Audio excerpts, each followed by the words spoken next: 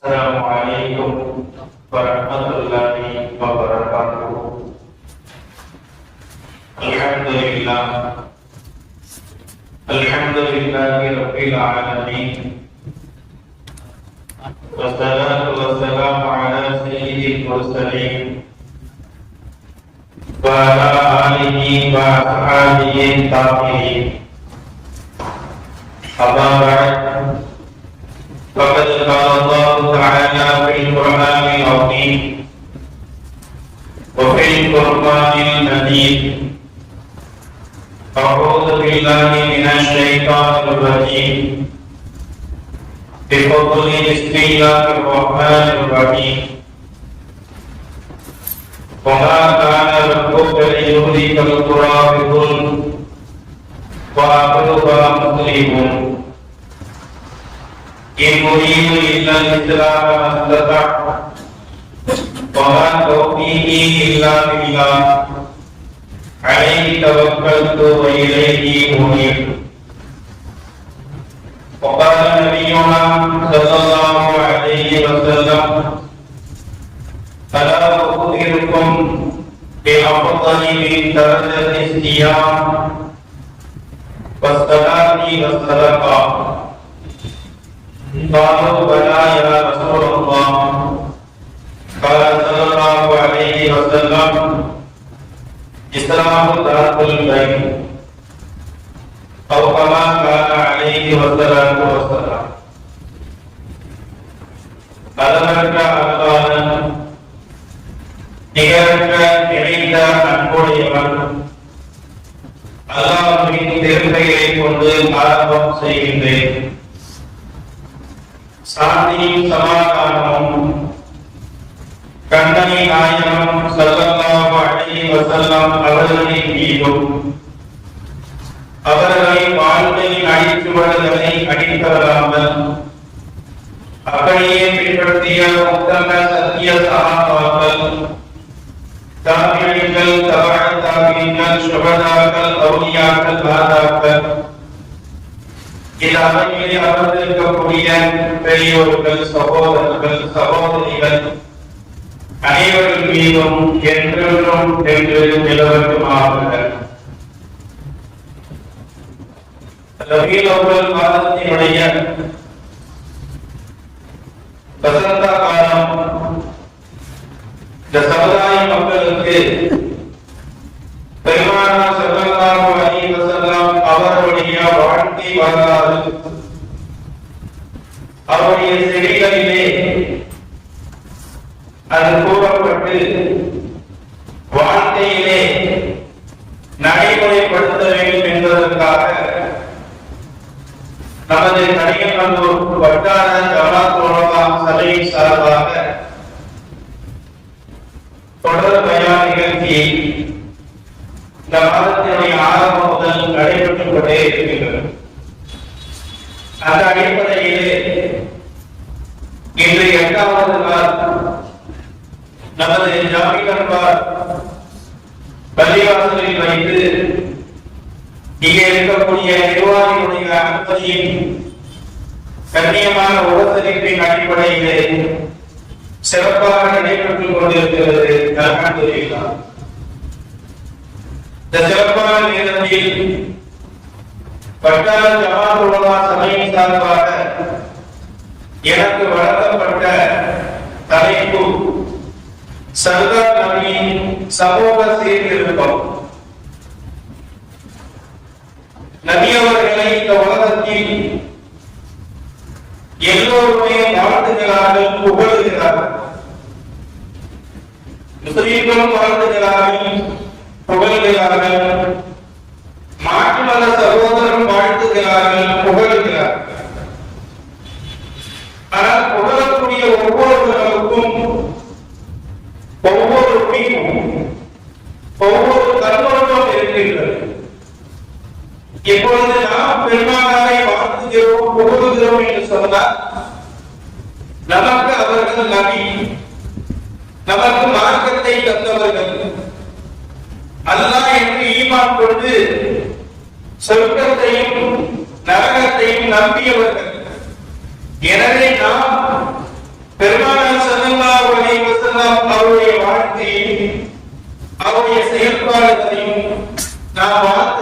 புகழுகிறோம். ஆனால் மாற்று மதத்தவருடைய கண்ணோட்டம் எப்படி இருக்கும் என்றால், அவர்கள் பெரும்பாலான நபியாக ஏற்றுக்கொள்ளவில்லை. இந்த மார்க்கத்தை, இஸ்லாத்தை அவருடைய மார்க்கமாக ஏற்றுக்கொள்ளவில்லை, அல்லாஹ்வை கடவுளாக ஏற்றுக்கொள்ளவில்லை, சொர்க்கத்தை நம்பவில்லை, நரகத்தை நம்பவில்லை. ஆனால் அவர்கள் பெருமானாரை புகழுகிறார்கள், அவர்கள் பெருமானாரை வாழ்த்துகிறார்கள்.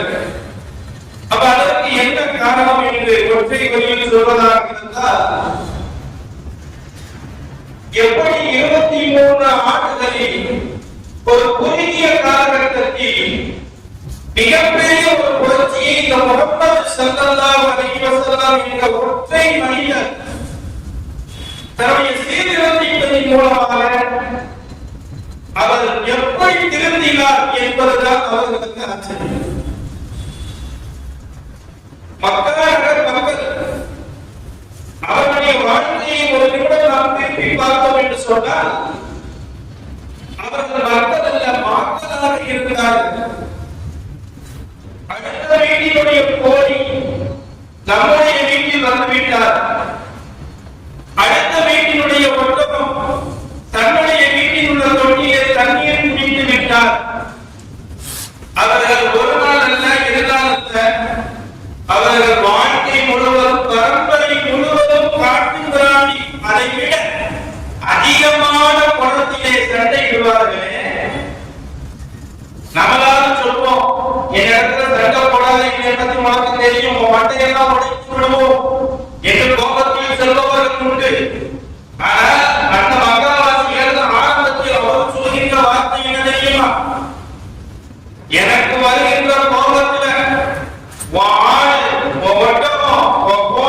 என் வீட்டு வாசல்ல வந்ததுக்காக வேண்டி உன் தலையை வெட்டி மண்ட ஓட்டில நான் மது குடித்தேன், வல்லாஹி இது இறைவன் மீது சத்தியம் என்று சபதம் விடுகின்ற அளவுக்கு மூட பழக்கங்களிலும் மிகப்பெரிய கொலவெறியாட்டத்திலும் அவர்கள் இனவெறியாட்டத்திலும் ரொம்ப மோசமாக இருந்தார்கள்.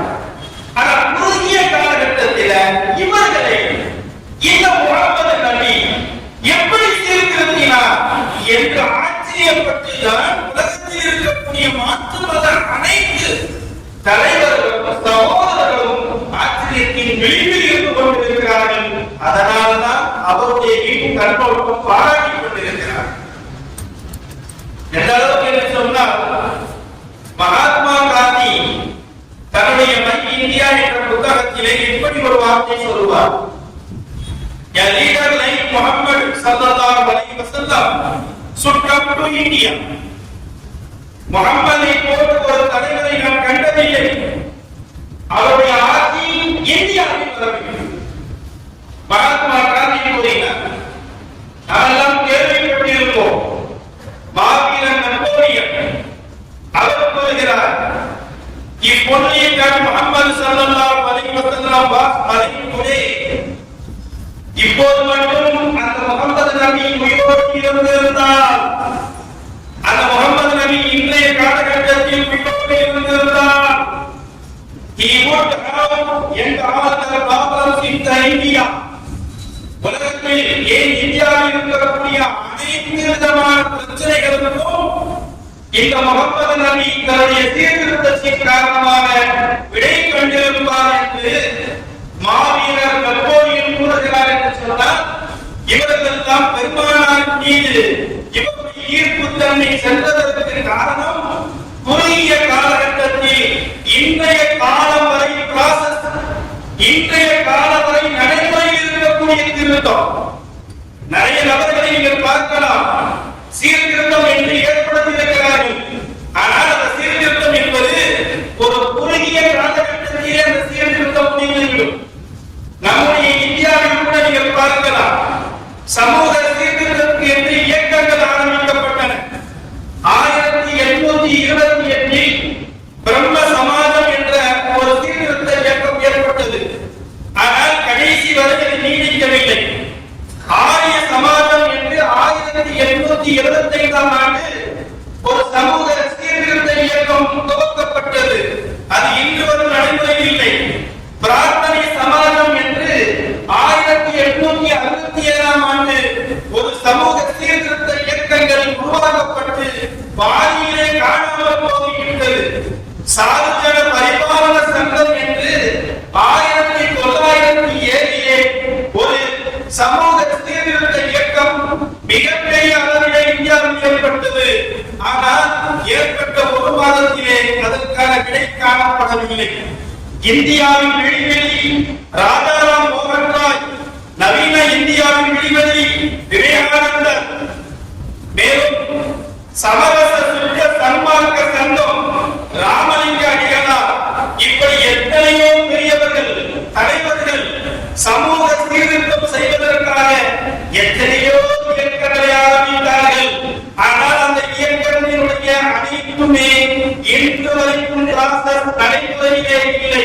ஆனால் பெருமானார் ஸல்லல்லாஹு அலைஹி வஸல்லம் அவர்கள் 14ஆம் நூற்றாண்டுக்கு முன்பாக 1400 ஆண்டுகளை கடந்தும் கூட அந்த பெருமானார் உயிரோடு இருக்கும் போது என்ன வார்த்தை சோதல் அதிகாரத்தின் மூலமாக இந்த சமுதாய மக்களை சீர்திருத்தம் செய்தார்களோ இன்று வரைக்கும் அது நடைமுறையில் இருக்கிறது என்று சொன்னால் இடைத்தக்க சமுதாயத்திற்கு என்ன பெருமை வேண்டும்?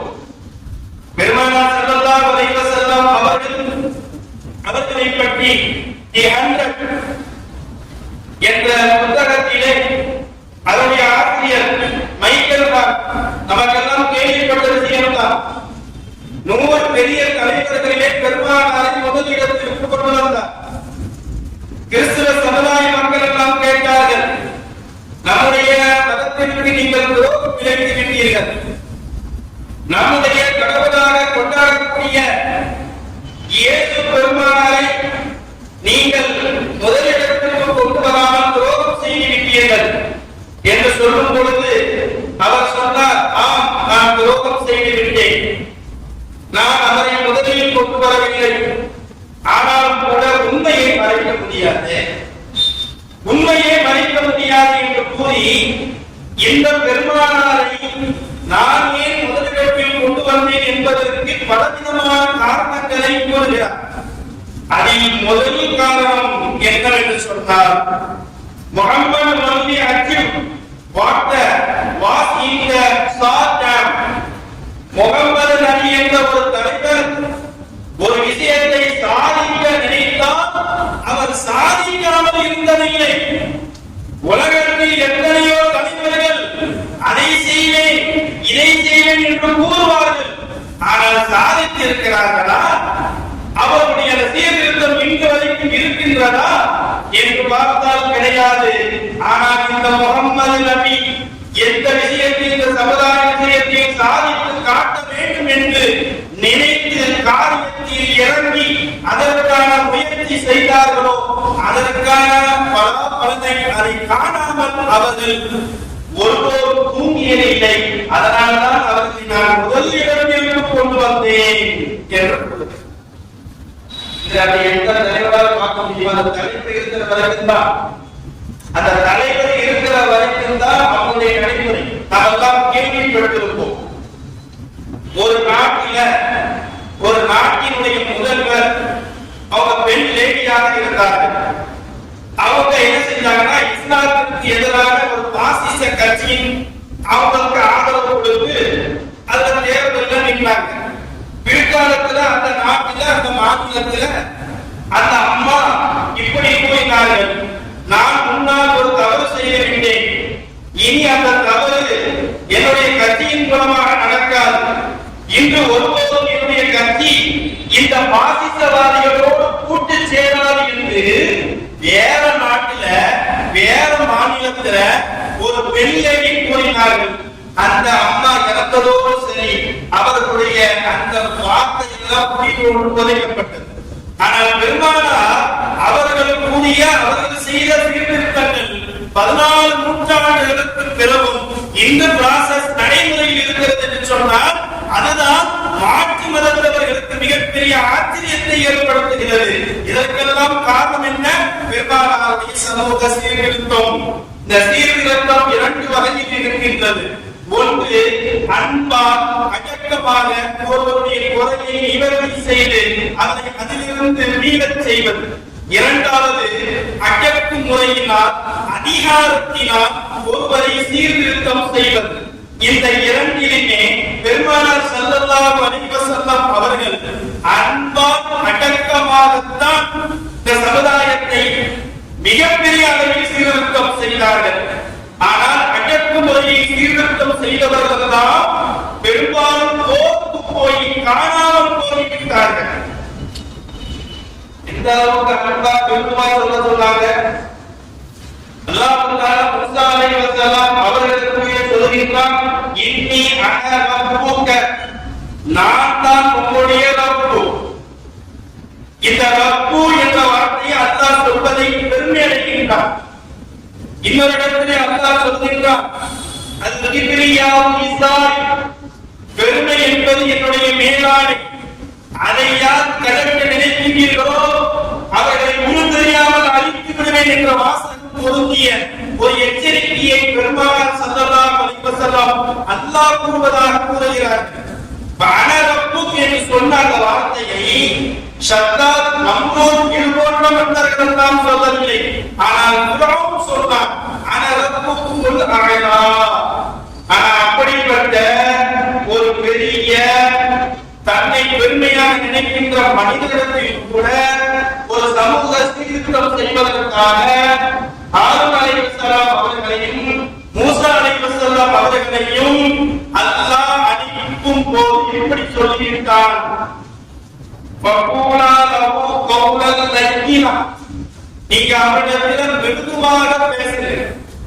ஃபிரௌனிடத்துல நான் அவங்க கூட தான் இருக்கிறேன், நான் தைரியமாக பயப்படாதீங்க.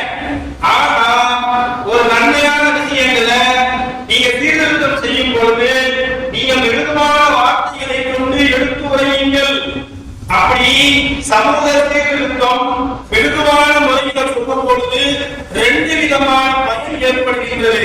அல்லாஹ் குர்ஆனில் கூறுகிறான், லஅல்லஹு யதக்கர அவ் யஹ்ஷா, ஒன்று அவர்கள் தெளிவு பெறலாம், இரண்டாவது அவர்களுக்கு பயன் ஏற்படும். இந்த ரெண்டு மன்ஃபா, இந்த ரெண்டு பயன்ல ஏதாவது ஒன்று நடக்கும். ஆனா நீங்க ஆக்ரோஷமா, நீங்க வேகமா, நீங்க அதிகாரத்தை பயன்படுத்தி ஒருவரை திருத்த நினைச்சீங்கன்னா ஒருபோதும் முடியாது என்று அல்லாஹ் தஆலா எப்படி கூறி அனுப்பினாரோ அந்த அடிப்படையில் தான் பெருமானார் ஒரு தனி நபர் ஏதாவது தவறு செய்தால் அவரை சீர்திருத்தம் செய்யும் போது 4 பேருக்கு முன்பாக, பல நபர்களுக்கு முன்பாக இழிவுபடுத்த மாட்டார்கள். ஆனால் ஒரு பொது மேடையிலே ஒரு மனிதனுடைய செயல் எல்லோருக்கும் தெரிய வேண்டும் என்று சொன்னால் பெருமானார் அந்த ஒரு மனிதனை தனிமைப்படுத்தி கூற மாட்டார்கள். இப்படி சொல்வார்கள், மா பாரு அக்வாமி யஸ்ரஊன வ யகூலூன் கதா வ கதா. என்ன, நான் ஏதோ கேள்விப்பட்டேன், சில சஹாபாக்கள் இன்னென்ன காரியங்கள் கூறுகிறீர்களே, இன்னென்ன காரியங்கள் செய்கிறீர்கள் என்று கேள்விப்பட்டேனே, அது சரிப்பட்டு வராது என்று ஒரு பொது இடத்துல பெருமானார் ஒரு நபர் செய்த தவற அடுத்தவரும் செய்யக்கூடாது, அவரும் பெருமானார் நம்மை பார்த்துத்தான் கூறுகிறார்கள் என்று விளங்க வேண்டும். அப்ப சம்பந்தப்பட்டவர் விளங்கிக் கொள்வார், பெருமானார் நம்மை தான் கூறுகிறார்கள். சம்பந்தப்படாதவர்கள் விளங்கிக் கொள்வார்கள், இந்த சீர்திருத்தம் நமக்கும் சேர்த்துத்தான் என்று மற்ற அனைவரும் விளங்கிக் கொள்வதற்காக பெருமானார் அந்த நேரத்தில் கூட மற்றவர்களுடைய மனதை புண்படுத்தாமல் சீர்திருத்தம் செய்தார்கள். முதல்ல இந்த சீர்திருத்தம் எங்கிருந்து ஆரம்பிக்க வேண்டும்? வளர்ந்தீர் அசீரத்தக்கல் அக்ரமீன், நெருங்கிய சொந்தக்காரர்களிடமிருந்து ஆரம்பிக்க வேண்டும்.